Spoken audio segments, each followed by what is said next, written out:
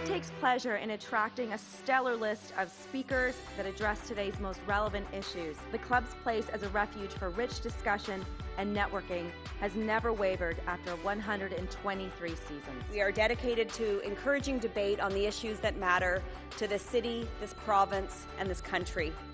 The Canadian Club is one of the most important podiums anywhere in the world that a Canadian can speak to, tell Canadians what it is that they think, develop those thoughts. And so I want to thank you for that very, very much. Please join me in thanking our esteemed panelists today.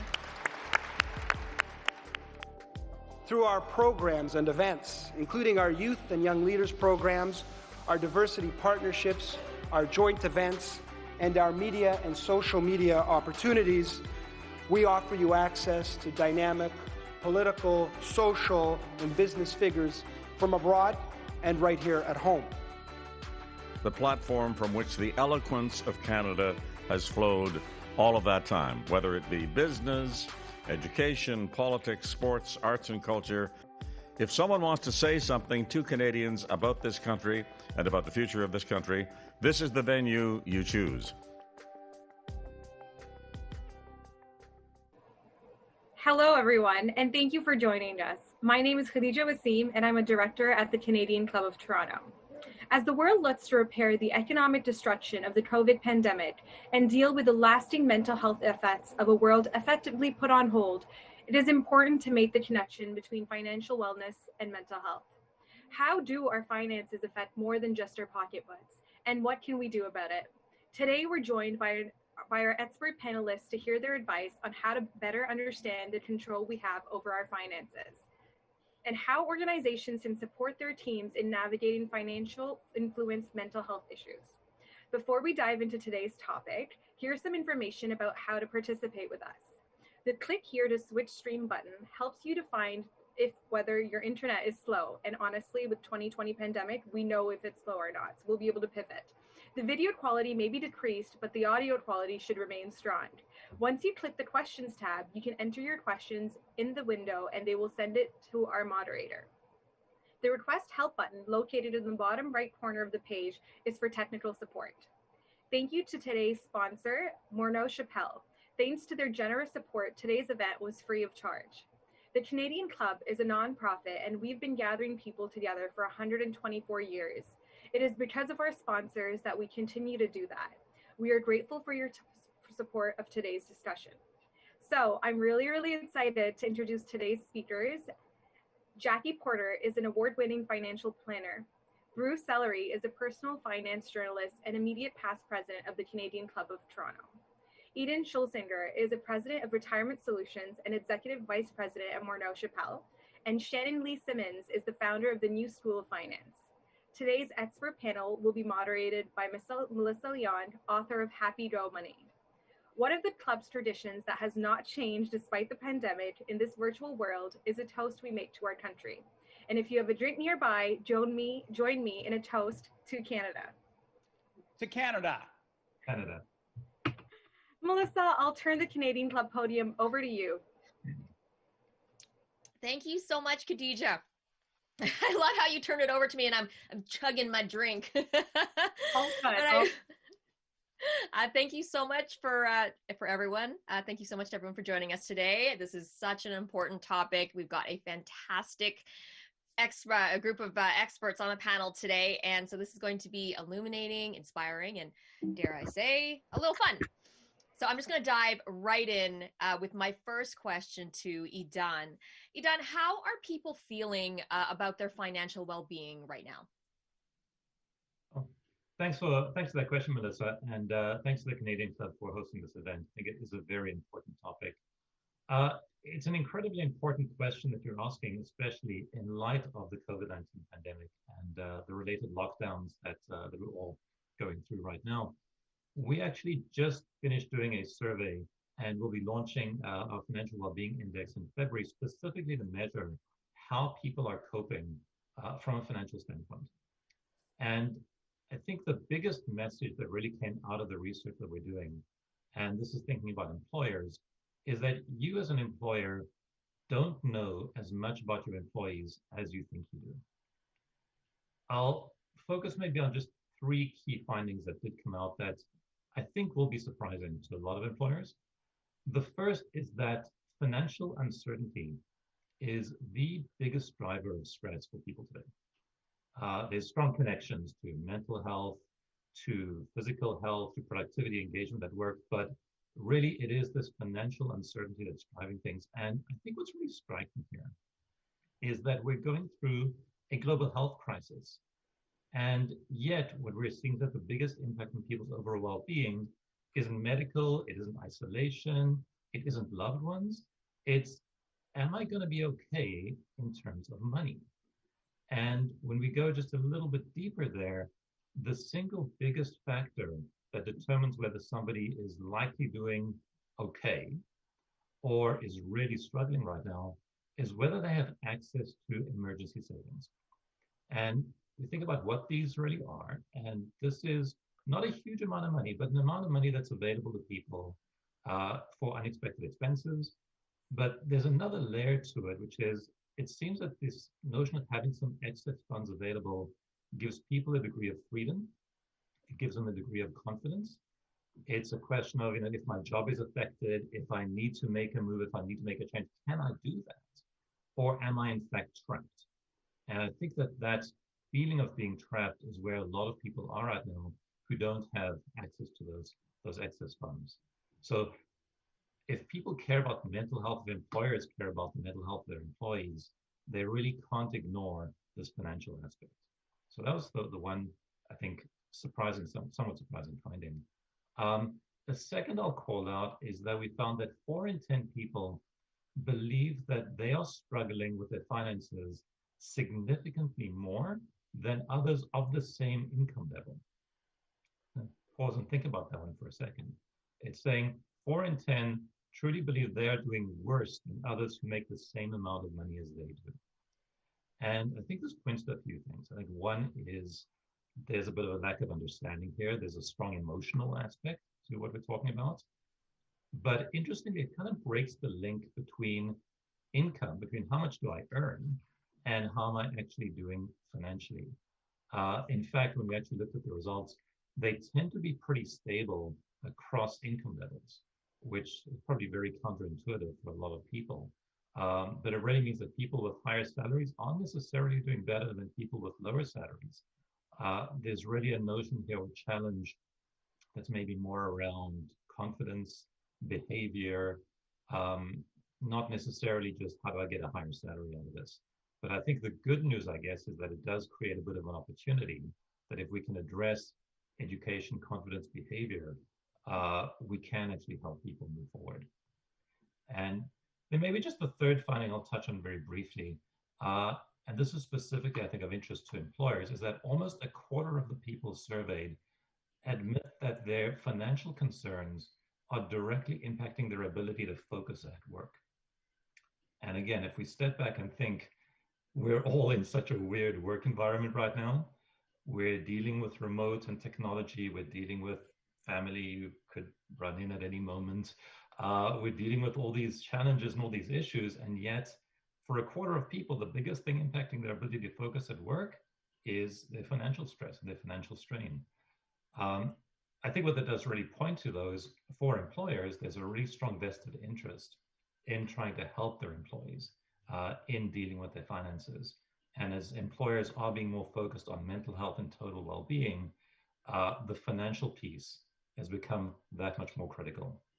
So really, as I think back, and again, there's a lot more there, but to summarize what we're seeing financial stress is a huge challenge right now for so many people. It is highly emotional, it's highly charged, it's impacting people at work. But the good news is there are real opportunities to improve, and there's things that we can do to help people get out of that. Thanks so much, Idan. We look forward to seeing more of that research. And I completely relate to that comment you made about people bursting in on us at any moment, because I am always terrified that my small children will just randomly jump into the shot and I'll have to push them away and shush them. But Bruce, you can't help me or other working parents with that. But given all of this stress, given the issues with confidence and some and behavior that Idan was talking about, Bruce, what kinds of best practices would help our overall mental health and our overall approach to money? 3 things. The first and most important thing, to the extent that this is possible, given what everyone is dealing with, is to understand the source of the anxiety for you, because it's very, very personal. I mean, when some people look at the dollars in their bank account, this is what they see. There's not a lot of money there because their business has been closed. And other families, this is what they say. There's tons of money. There is a surplus. That is not the issue.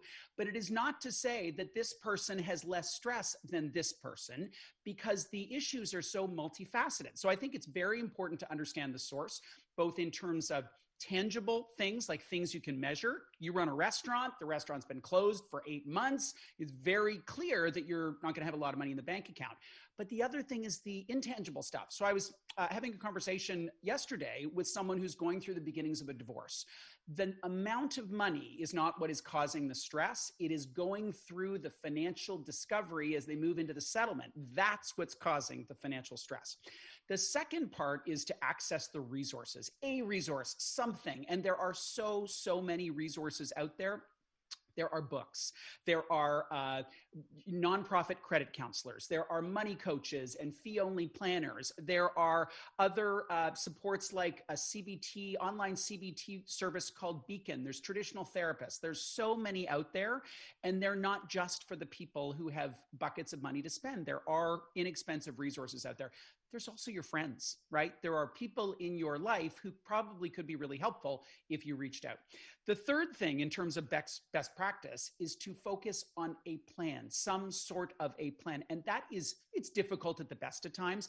It is so much more difficult when you have so many weights on your mental health in all sorts of areas. We talk about young kids. I've got an 11-year-old. She's e-learning. She may well pop in and say hi. Who knows? She might be feeling like she's missing her sequined, pencil case and come in looking for it. So why do you have that, Bruce? I have that because it's soothing. It's soothing. Kids talk about how soothing it is to move the sequins back and forth. So, you got to have it nearby. I think action is one thing that when you have the momentum and when you have the mental health capacity to move, it makes such an extraordinary difference because it is virtuous in nature. Goethe, the German poet, talks about action. He says, whatever you want, you need to begin it, because action in itself is filled with magic, power, and grace. Thank you so much, Bruce. That's excellent. I love that sparkly pencil case. Yeah, there's more down there. I bring props. I always have props. Love it. So when we talk about action, Shannon, when you talk with your clients, what specific actionable tidbits, what financial moves can we make to combat the stress? Okay.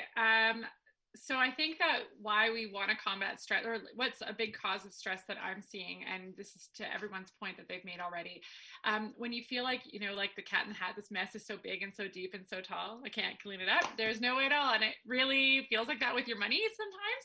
I often say that your money anxiety is kind of like an 80s CG movie where the monster is scarier and then you see it and you're like, oh, it's not scary. So the first thing that you want to do is map it out and actually look at it. And so that sounds so simple, but so often if we're coming from a place of stress, we're not sure, and uncertainty, we don't even want to look at it because that means we have to take action, and that can be scary sometimes because we're not sure what action we're supposed to take.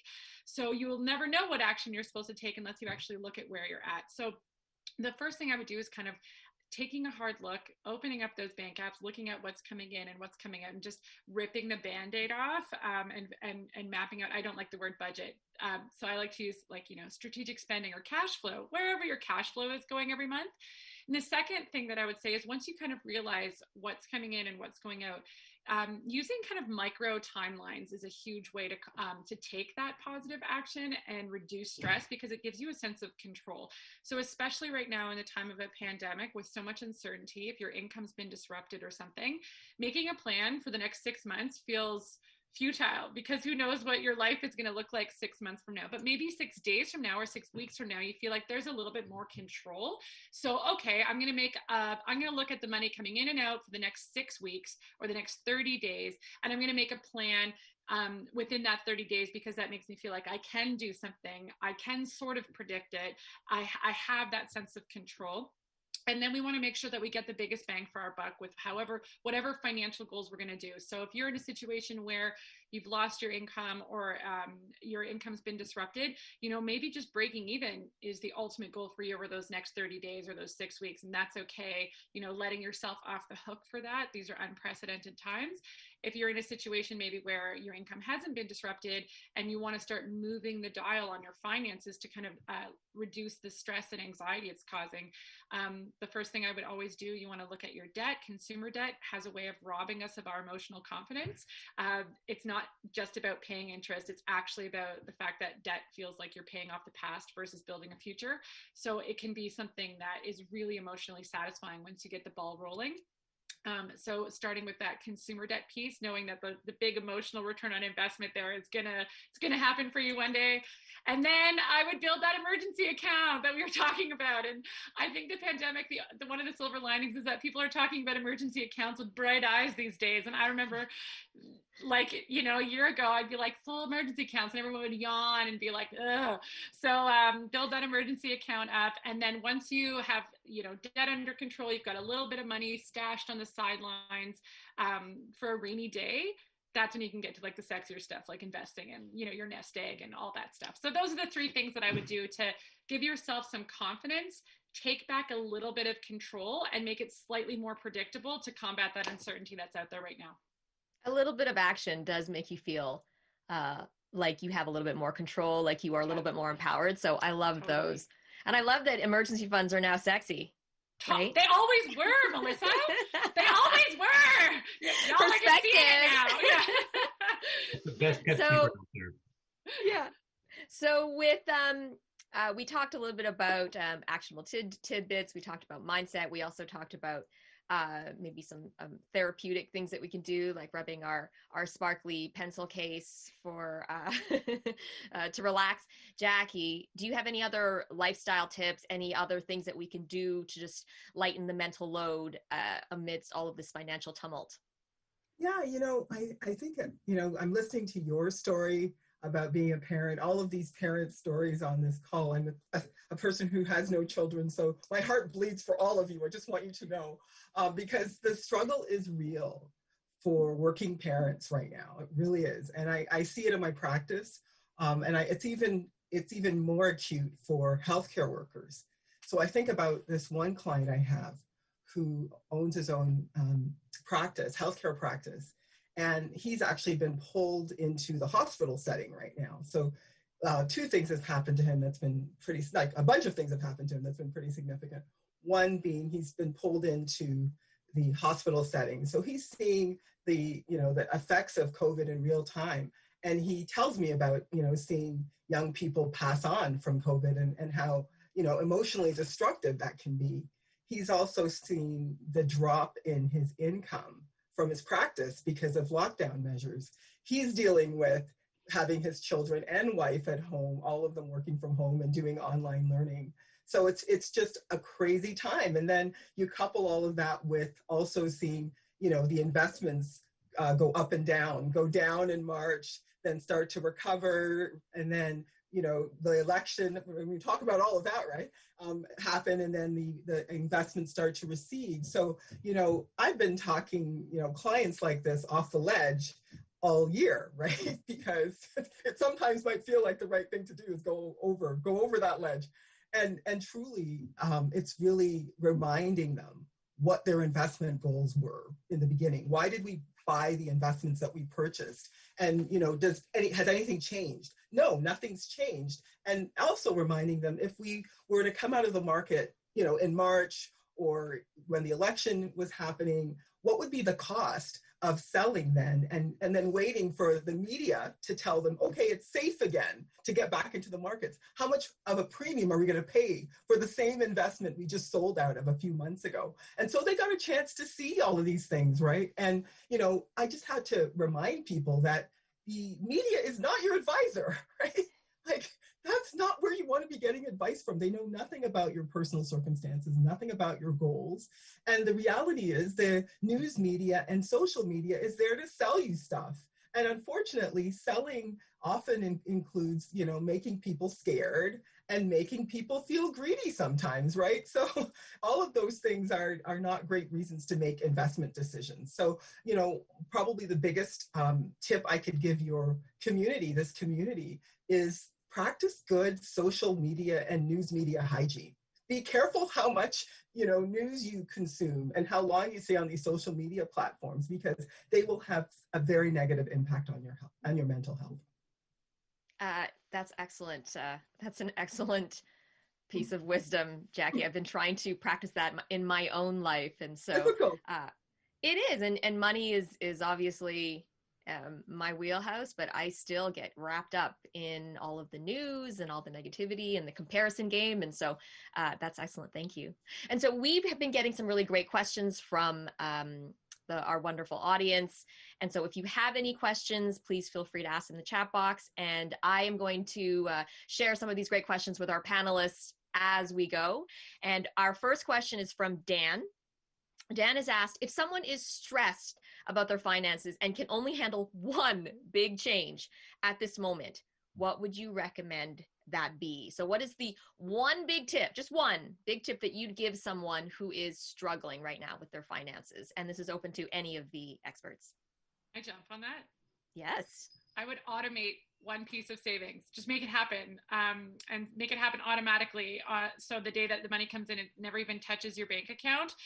You'd be surprised that even, $10 a month or whatever it is that you can afford to, or whatever you think you can part ways with, automating it, it'll start to accumulate, and that builds that momentum, that snowball, that excitement that you can actually save something. So automating it and making it not a choice, I think is one of the most powerful things that anyone can do to start savings or make any sort of shift in their finances. My one thing, I love Shannon's, my one thing would be to calculate your net worth. I do that every single January 1st, but I think it is such a powerful exercise because it pulls together everything that you own minus everything that you owe. And one of the big insights for some people in this tumultuous time is even if they have a horrendous year, just a horrendous year financially, it is 1 year across a career that will likely last 40 years. So for people who have been successful and have been above water for the last 10, and this is going to be a horrible year, maybe it's a horrible 2 years, there is still a very strong probability that they're going to be able to get back on course and have another 10, 20, whatever many years in the future. And that bigger picture is really helpful. And for some people, the net worth exercise can be a really compelling way to go, okay, I'm going to be okay. It's going to be okay. The only thing else I was going to say is I'd love to know, because I have these clients who tell me about their 3 a.m. in the morning anxiety attack about their finances. So what is it? What is that 3 a.m. anxiety attack? What are you thinking about that's causing you so much stress around your finances? Let's zero in on that and create a plan for that. So if it's debt, it's kind of what Shannon was talking about. Let's open up those credit card statements for 2021 and see what they say and how much interest you're paying. And let's attack that. And, first and foremost, get rid of the credit card debt. I loved how you put it, Shannon. It's like last year's regret that's still haunting you. Let's deal with that first, right? Yeah, I think the only thing I'd add, I think those are fantastic suggestions, is just to build on the notion of, I love the term micro timelines, but just that notion of do something and don't think of it as overwhelming, as big, as I have to fix my financial life, my financial future. Look for the one little thing that you can start doing and start building momentum from there. I think there's a paralysis out there that just sends people into a panic, and just starting to take action makes a huge difference.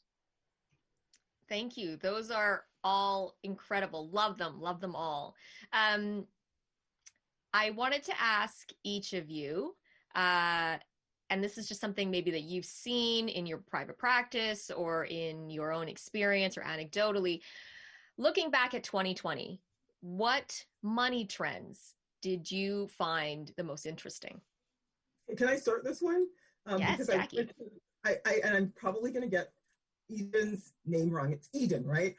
I was going to sort of jump off on some of the things you said in the beginning about people not necessarily feeling good or confident about their finances, no matter what their net worth is or what financial shape they're in. They're always feeling like they're doing worse, and that mindset piece. And, that kind of comes back to people comparing themselves with how they think their neighbor's doing or what they see on social media, people who seem to be doing better than them with the bigger car and the more vacations, a little less, right? And then I think all of that leads them to something I call comparisonitis. And whenever you compare yourself to how you think your neighbor is doing, FYI, they say that if a millionaire, someone who won the lottery, moves into your neighborhood, there are more people who end up being broke in that neighborhood. So don't necessarily follow what your neighbor is doing. It's always better to zero in, emphasize a positive in your specific financial situation. What are you doing well? Build on that. But once you start going down the road of comparisonitis, it will lead you to feel worse about your financial circumstances and less confident. So think about, there's always something you're doing well about your finances, double down on that. And I think those are some of the trends I'm seeing. And I think those are some of the remedies that we can look at to attack and address those. Well, I'll jump in with what I was seeing in 2020. One of the things that I've had over 550 meetings since the first lockdown. So I've seen a really wide swath of the population, those who lost their incomes, those who are constantly up and down, and those who kind of were doing the same, and everything in between, homeowners, renters, whatever.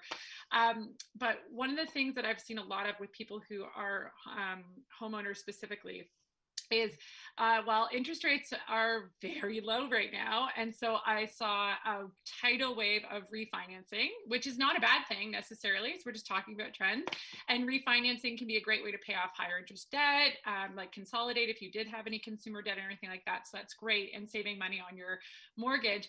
But I also saw a tidal wave of, I'm sure everyone is going to giggle at this if you are in that situation, or if you know someone in the situation, of home renovation and home spending, and really investing in more toys if you have kids, and backyard playgrounds if you have kids, a whole bunch of the patio, the porch, the hot tub, whatever.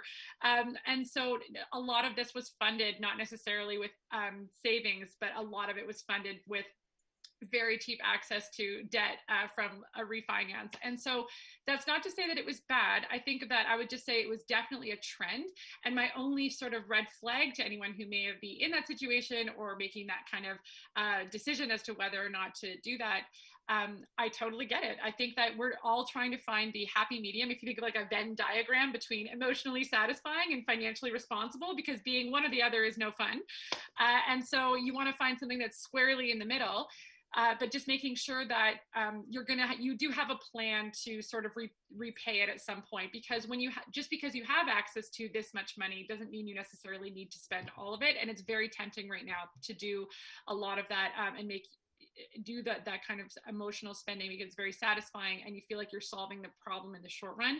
But just keeping that long term, maybe 3 or 4 years on the timeline in your mind right now, and making sure that you have a plan so that you don't lead to more anxiety.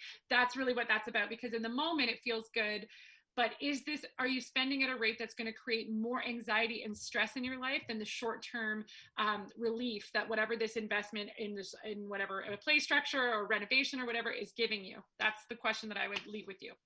The trend that I have noticed is the enormous engagement in the stock market, which overall is great. People are paying attention. They're asking me how to do it. What should I do? What's going on with robo-advisors? Can I DIY it? All that is virtuous. I have been around a while. I have seen the booms and the busts. I've been covering the market for a long time. And so it's not to say that I'm going to make any prediction on what the stock markets are going to do in the next 3, 12 months, 3 years. I'm not.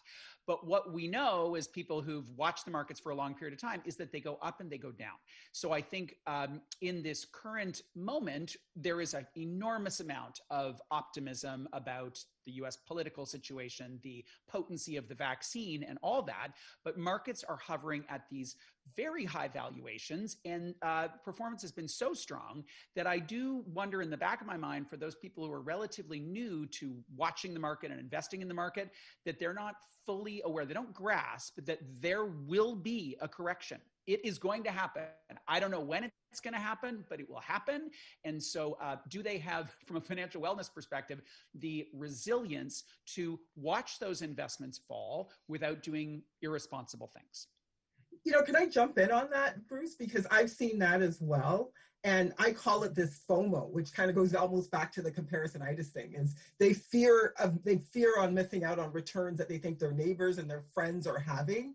And that, you know, will concern me because, you know, I have clients who they don't necessarily feel comfortable with a certain level of risk, but all of a sudden now they're asking me about Bitcoin and these sexy technology stocks that they've heard about. And I'm like, but you're like, you filled out this questionnaire as like a balanced investor, and now you want me to talk to you about these things. What about if we look at the worst case scenario of what that could do? Are you going to be comfortable with that? And these are some of the things that, you know, definitely concern me as the markets, you know, recede in the future, and we never know when that is. But you don't want to start having those conversations around risk and the drop in the markets at that time when people emotionally they're in their head, they're in their heart, and they're not necessarily prepared to remember that they're like, yeah, I want you to put me in this Bitcoin investment. This is what the market is doing. So it's just really, it's kind of like talking some people off a ledge and then other people reminding them that we need this guardrail. We have this guardrail here for a reason, because you've always said to me that, you know, you saw your family lose money in the markets and all of these things, and you have all this emotion around it. And this is the most risk you're comfortable with. I have could just jump in there. Sorry. No, go ahead. I think the other thing that's just been striking is just how different people's responses have been, and how many different types of reactions, different experiences people are having in what seems like a common environment. So I think we're certainly seeing that increase in spending, the home renter piece. I think what I've actually always found funny is what you can't get at any point in time is telling you a lot about what people are doing. You can't get lumber to build a deck because too many people are building decks. You can't buy a basketball net. You can't buy, it's incredible to see how these things flowing out. Treadmills or even dumbbells actually you couldn't get at some point, which is just amazing. But at the same time, we're definitely seeing some people are increasing their savings and they are squirreling away money. And the question that we're really asking here is how much of that is intentional? How much of that is people are thinking, this is a scary time. It's flagging to me how important it is to have money around something. I'm going to do that. And how much of it is just a simple question of, I was planning on a vacation and I couldn't take it. I'm not going to restaurants. I'm not going to sporting. So we've got this money that's kind of building up, and it feels like it's just building up under people's mattresses, and they don't have a plan. They don't know what they're going to do with it. And what actually really scares me about that is how much of that money gets spent instantly as soon as things open up. How many people immediately say, I owe myself the vacation. I owe myself, the restaurants and entertainment and all the things that we've been depriving ourselves of for so long. And so even the people who are making some financial gains do actually lose that as soon as things open up.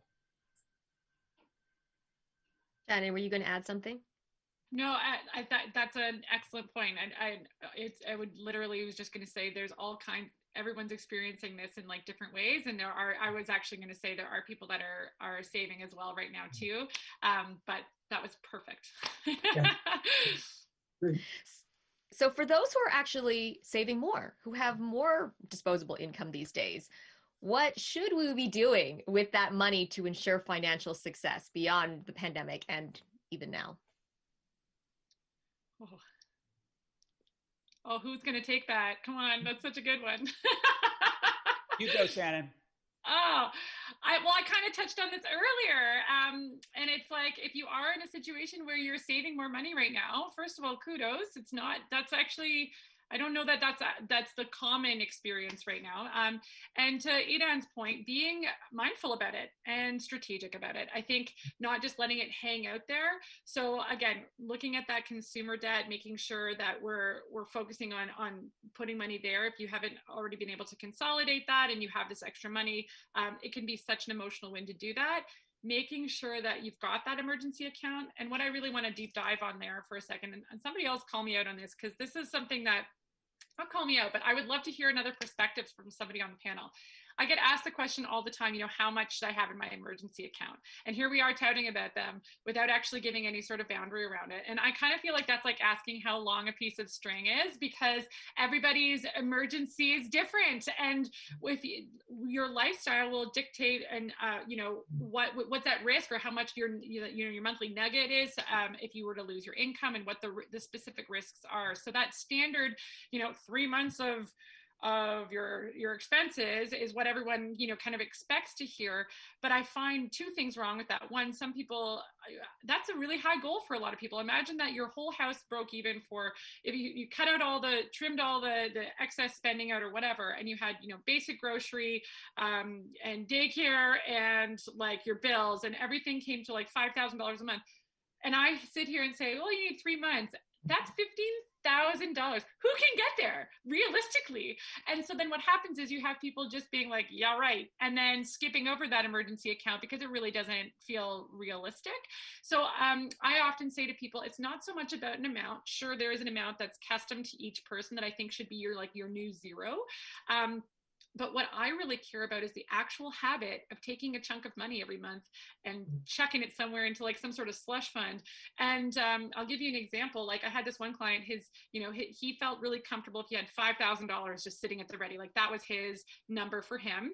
And then he would put $100 away every month to that account. And then I met with him the year later, and he was all bummed because he was like, well, I put my $100 away every month, but now it's sitting at like $4,800 because this happened and this happened and this happened. And I kept having to use it. And I'm so frustrated. I'm like, no, it's working. Like, yay.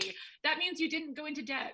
And he was like, oh. So I think it's just kind of like this fluid account, and it's more about the act of building it. I would love to hear what other people think about that too. I'd love to jump on that, because I talk to people, how you don't like talking about budgets? I love talking about spending plans with people for that very reason. So, people might have a plan to spend money on home repairs or car repairs over the course of, a year or 2 years or 3 years. But people don't tend to think in spending plans and in like 1, 2, 3 year cycles, because things are going to come up. So when we start talking about spending plans, some of the things they might say is, in 2 years, I'm going to need a down payment for a car. So how is it going to happen if we don't have a plan that we're earmarking money aside for that time frame, so you don't have to go into debt and start thinking about it then? And I think once we start looking at your spending plan, and even like what Idan was saying before about a vacation, let's put a spending plan for what you want to have accumulated. When do you want to take a vacation? Because a lot of people are saying, like what you said, Idan, I want to have a big vacation, in 2022 because I've been deprived of vacation for 2 years. Well, is it going to be your traditional vacation, or is it going to be a bigger, more like for myself, a bigger, more, more exotic trip? Well, what will that cost? Well, let's put money aside for that now. Let's earmark that. And once we start doing that, and then we start talking to people about their long-term investment plans and all of their worries and fears, it helps me to put all of that into balance for them. So then we can start prioritizing from there. And I think that's a really important exercise to get people into, is this future thinking of what's your 1 year, 3 year, 5 year spending plan? Because things are going to come up. Let's not think about it in the moment. Let's start thinking about the future and start, earmarking things for the things we want to save for ourselves and for our families. Idan, what advice are you giving to employers on how to best help their employees when it comes to finances? It's a great question. I think employers are starting to look at this. They're starting to ask that question. They're starting to recognize that there is a strong connection between their people's financial health and overall health, mental health, engagement, and other aspects. So they're looking at this, and they don't really know where to start. I think a lot like a lot of other people when we talk here, it seems like such a big challenge to address. And because it's such an intensely personal one, I think employers are sometimes a little bit shy, a little bit cautious about stepping too far. But I think when we talk to employers, I think we focus maybe on 3 things to try to get them there. I think the first is really to understand your workforce and understand the challenges that they're having, and in particular, how diverse they are, how different everyone's experience is. One of the things that we found, which that was surprising to me at least, was looking just at full-time workers, full-time employees. And we found that 1 in 10 full-time employed people are also participating in the gig economy to supplement their income. And so again, think about what that means. 1 in 10 people with a full-time stable job are maybe driving for Uber, maybe on Fiverr, on all these different venues to try and get some extra dollars. And these people are having the worst mental health experience of any groups, actually much worse than people who are full-time gig workers, full-time on Uber or on various other gig type of jobs. So there's a real challenge there, and employers, I think, largely don't realize this. They tend to think if I've got people who've got a good job, who are doing well, they should be fine. And what I think employers need to realize is you've probably got people who are really struggling at all levels of income, and you have an opportunity to actually help them and to support them. The second piece we would look at is around education. I think we've spoken a little bit about this before.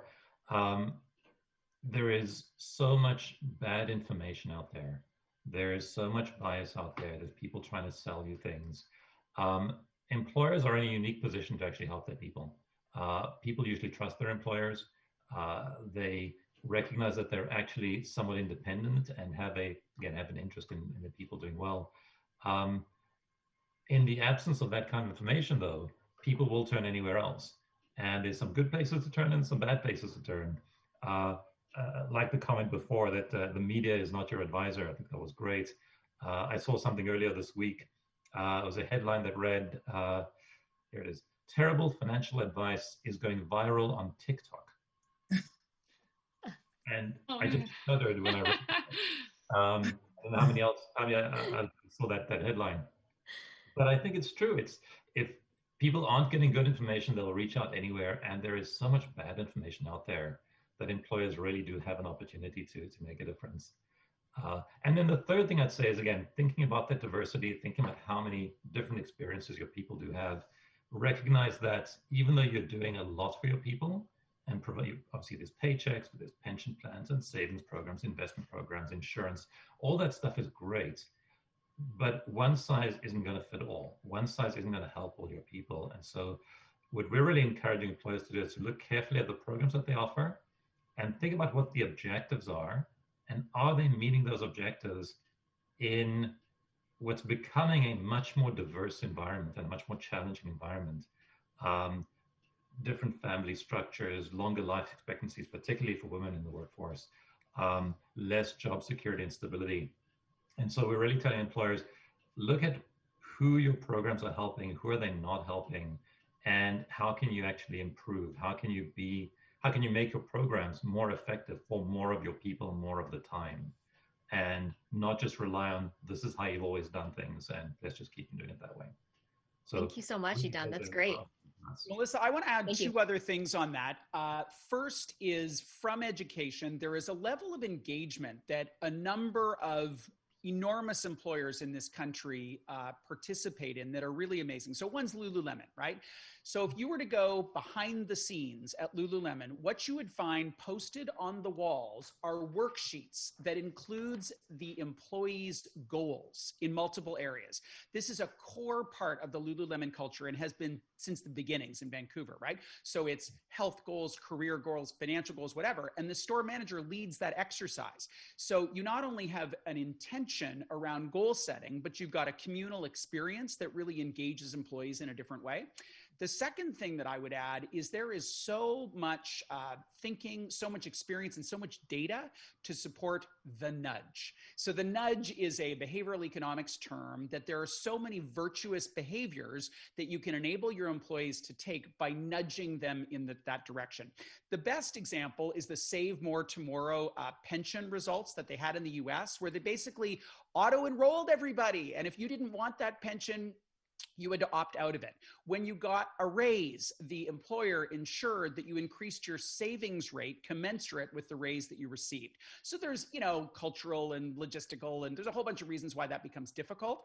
But a nudge that would be easy to do is at an all hands or all staff meeting to ensure that something connected to finance is a part of that. And, I think most of us on this call work with organizations. We speak to corporations. We are a part of their education programs.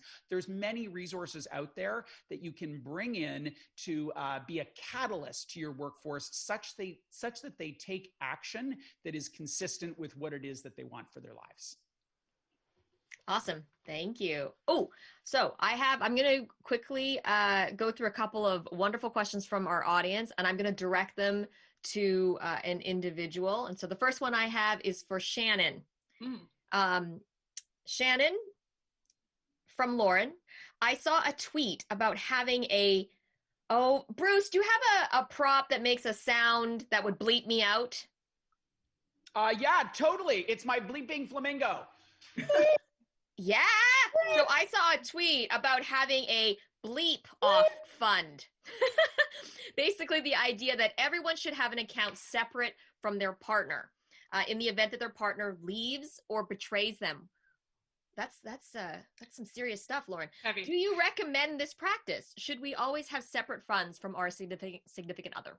That is a complex question to answer. And I think that I have definitely had this conversation with lots of couples. And I feel like it really depends on the type of person you are, when it is that you, like how comfortable you are in that relationship, whether you're married or not. And I say that because in the event of a divorce, it's going to be split 50-50 anyways. Like there's that. But what I think fundamentally this comes down to is the question about what my mom used to call mad money.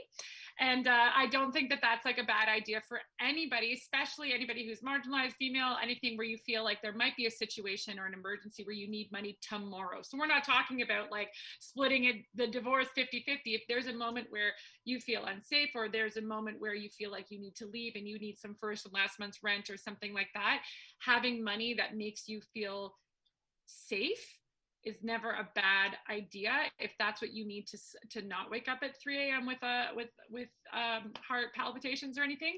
So I don't think there's anything that's wrong with having some mad money for yourself.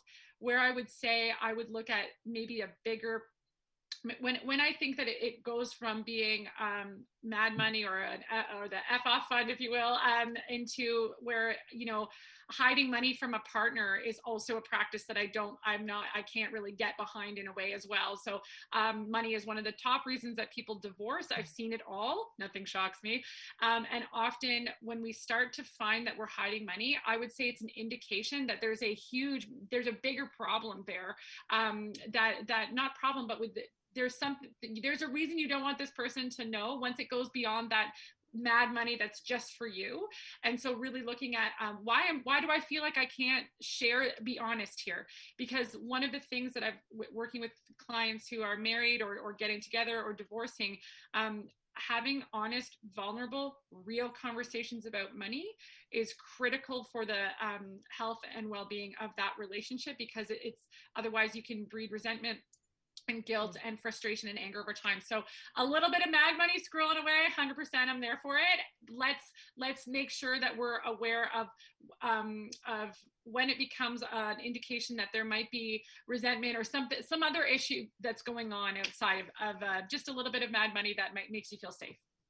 Can I jump on this? Because it's something I'm really, really like passionate about.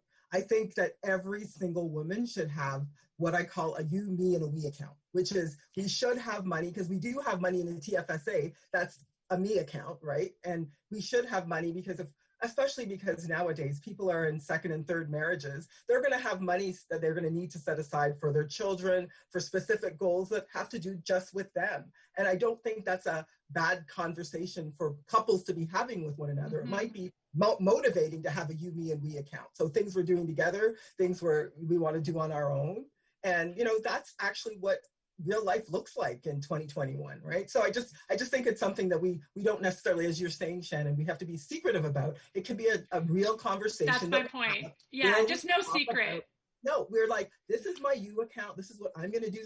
That's your me account. And this is our we account. And this is cool because this is what life looks like. You have your, motorcycle. I'm going to get my motorcycle by the time I'm 55. It might actually motivate me to put money in our we account for the things we're doing together. So it's just some of the things we have to start talking about and having real conversations about.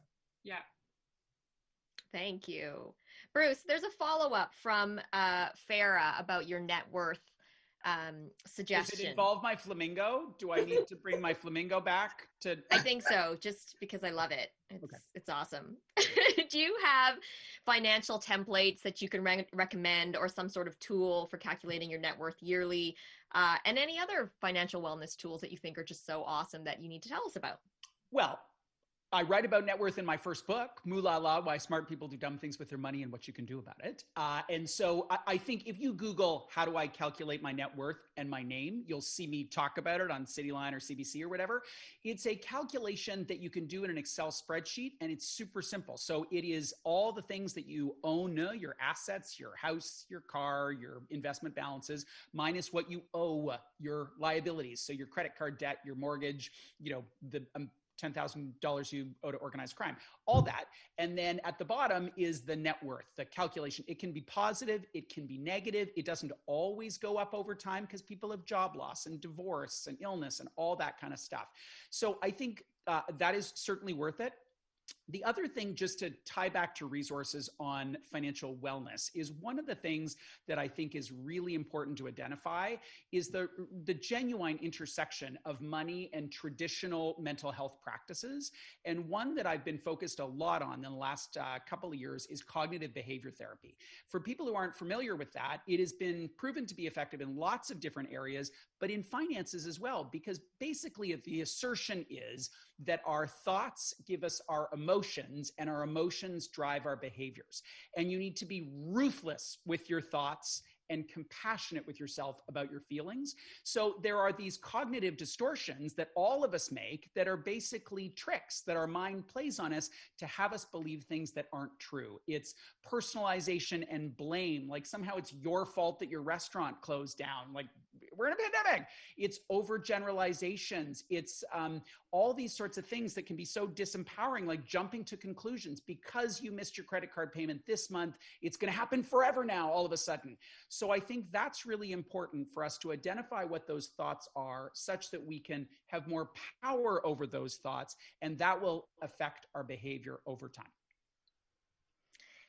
This is for anyone, actually, to jump in and answer the question that Louise has shared, which is, where can I find a fee-only financial planner if I do not have a large net worth? Shannon Simmons is on the panel. There's so many good fee-only financial planners in Canada. So FPAC is also the Financial Planners Association of Canada, and FP Canada has a registry as well of all financial planners in Canada, but they are specified in there whether they do fee only, also sometimes called advice only.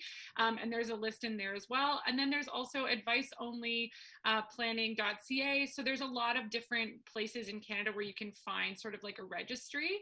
And if you Google or put into a search engine, fee only financial planning Canada, you're going to have those various those various registries that will come up, and you can search there by making sure somebody what credentials they have, like a CFP, for example, and then you can usually see how they charge in their hourly rate or something like that.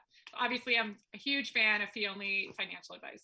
Melissa, I want to just leap in here with the definition, because I get this question asked all the time. Fee only or advice only is when you cut a check. So you're paying for a service, and it could be a couple of grand depending on the scope.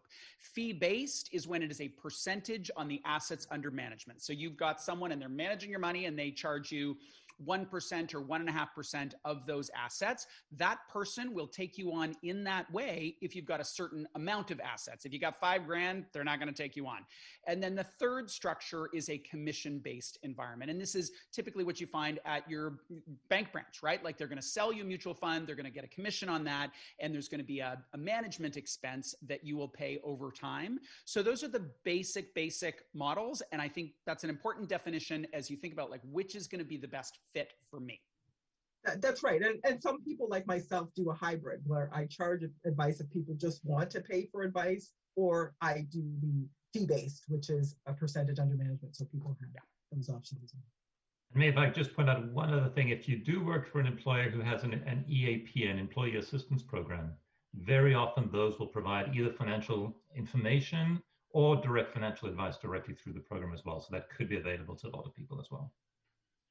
Amazing. Thank you so much, especially since we've been talking about how sometimes your emotions can lead you astray when you are under stress during these really challenging times. So sometimes it helps to have a second opinion, someone to be your coach, someone to guide you. And so in wrapping up, we've had a lot of fantastic questions. We've had great discussions. I just want to address each of the panelists and ask them a single question, each of you, to share what you think should be one money priority for 2021. I would say being financially resilient in 2021 means thinking about the secondary stream of income. I think lots of people who relied on, I mean, it's funny because Idan was talking about how when people have more money, they don't necessarily feel more confident, and there's the people with 2 jobs. That has to me sounds like someone who doesn't have the financial literacy. So more money isn't necessarily going to solve the problem, but definitely having a secondary stream of income means, especially I deal a lot with women who are on their own, single women, and having that secondary stream of income means that if all of a sudden we have a pandemic or you lose your job, there's another stream of income you can rely on other than that one salary. And you never know, your secondary stream of income could lead to your next full-time gig, right? So I just think that's one of the things that we should have on our radar when you think about the restaurants. Even if you're a business owner, look at what complementary income stream you can add to your business, right? I think these are some things that definitely are some of the lessons we've learned from 2020. Yeah, I would say the main thing is just to make a plan and have a plan. Don't let the panic and the fear control you and drive you. We know there's enough panic and fear in the world right now. But this is something that you can actually take on and you can manage, and don't let it be too overwhelming, but make a plan and focus on what are the small first steps that you can make to start improving your situation. Melissa, money is a tool. It is a great tool. That is all it is. It doesn't say you're a good person or a bad person, a hard worker or lazy. It's just a tool, like a screwdriver, like Zoom. It's a tool. So make 2021 the year you get better at using the tool, whatever that means for you. If it's about consumer debt, if it's about investing, whatever it is, get better at using the tool. Those were all so excellent. I think mine would just be about maybe a mindset thing, about not losing hope. I think that a lot of people, even if they haven't lost their income, there's this a little bit of hopelessness that's setting in with people across the spectrum for me. And I think that when we start making decisions from a place of big decisions in our life, when we don't have hope, a place of panic mode, they are decisions that we might regret down the road. And so keeping your eye on the long game and not losing hope that, you know, you can do this and that anything does count. I often get asked, you know, when is it too late to start saving for retirement, or how much is too little to save? And it's like, there's no such thing. There's no such thing. So anything that you can do counts, and don't lose hope in the long game. Amazing. Thank you so much, everyone. That was so excellent. Thanks for having us. Yeah, this was so much fun, Melissa. The only other quick thing I would say, just, I don't know why I keep wanting to say Idan. Idan, please correct me if I'm not getting your name right, please. But anyway, the only other thing I wanted to leave your audience with is, if you don't have a plan for your money will ultimately have a plan for you. So don't be that person.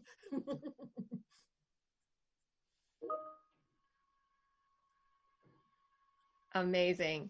Well, thank you so much. It's been a great hour. Hope that people found the hour illuminating and inspiring. And I there's just so much there that I think will motivate people and better prepare us for 2021. We don't know what's coming around the corner, but definitely I think having all of your wisdom and your expertise is so great. And I loved what Shannon said at the very end. It's just hope. I think that's a great way to approach the next year, with hope and a new attitude about money and just life in general. So thank you. So I'm just going to take that pass on to me then. Thank you for that. As a TikTok watching, finance advice taking Gen Z who's in her final year at Rotman, studying finance, but I never had the finances to really do anything with it. But I am so, so grateful for this conversation. And I know all hosts say at the end of it, like, oh, the time went by so fast. But honestly, the time went by so fast. And this is all like, these were tidbits that are so applicable to our lives. To your point, Shannon, like I might not have $1,000. I might not be one of those portfolio managers that have more than $10 a month, but any money that is saved is money, and that is important. And I'll be sure, Idan, to take your advice and find an employer that has an EAP for me. So all of this stuff was super, super amazing. Jackie, Bruce, Idan, and Shannon, thank you so much for your advice and wisdom that you shared. And Melissa, thank you for such an engaging moderating today's session. I so enjoyed it. I really, really did. And yes, we hope you'll join us for some of our upcoming events. On Wednesday, January 27th, we'll host Victor Dode, President and CEO of CIBC, to discuss the responsibility that organizations and leaders have when it comes to building a sustainable, inclusive economy for the future. As someone who's had the opportunity to hear Victor speak a lot, he really, really is so candid. And whenever he does these speaking ops, he really, really gets into it. So I really hope you join us for that event. And on Thursday, January 28th, we host a panel of Chief of Police for Ottawa, Waterloo, and Kingston to discuss policing in 2021, the challenges and changes facing Canadian communities. That was a lot of C's, but that is such an important conversation about what's happening in our world with policing, BLM. All of these things are such important conversations, and I hope you join that. Thank you once again to Morneau Chappelle for sponsoring today's event. Our events would not be possible without our sponsors, so thank you so much for your continued generosity. Thank you to our AV team, Van Valkenburg Communications and livemeetings.ca for making it possible to make sure we don't have too much white space and you are engaged with what we look like. So thank you for making it possible to come together virtually today. And once again, thank you for joining us. Please stay healthy, safe, and well, both financially and mental health wise, as we've gathered from this event. Have a wonderful day, folks. Bye. Thank you. Bye, everyone. Bye. Thank you so much. Bye. Thanks.